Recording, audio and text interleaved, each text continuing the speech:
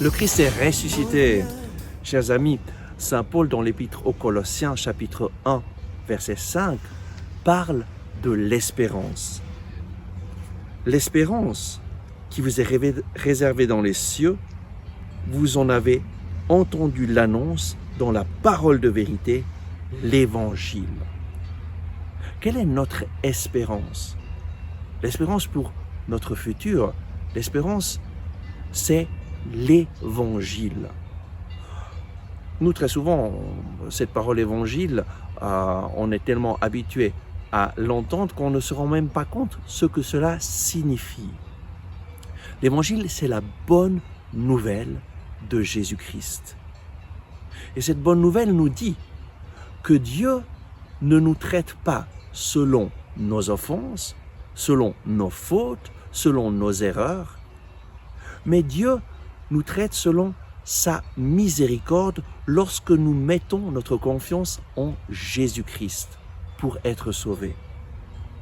Cela signifie que lorsque tu décides d'accueillir Jésus dans ta vie et de ne plus compter sur tes propres forces, sur tes bonnes actions pour être sauvé, mais tu décides d'accueillir Jésus dans ta vie, alors Jésus vient faire sa demeure en toi, Jésus vient vivre en toi, et le Père, voyant ta décision d'accueillir Jésus, le Sauveur dans ta vie, le Père te donne tout ce que Jésus nous a donné en mourant sur la croix.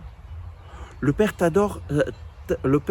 t'accorde toutes les grâces que Jésus nous a conquéries, nous a données en mourant sur la croix. Il t'accorde le pardon de tes péchés.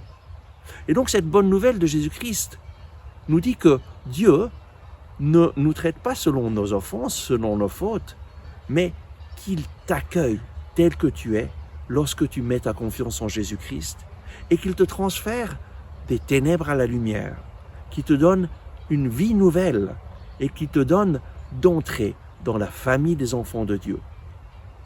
Dieu est ton papa et il t'accueille, il t'adopte en Jésus-Christ comme son enfant afin que tu puisses vivre une vie de communion avec lui, la vie pour laquelle lui t'a créé.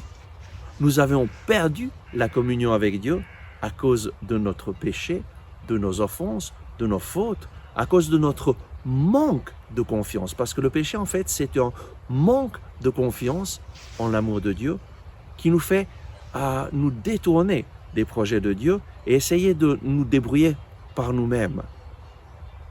La grâce de Dieu qui nous est donnée, c'est d'être restaurés dans cette volonté de Dieu lorsque nous accueillons Jésus dans notre vie et Dieu te transfère du règne des ténèbres au règne de la lumière.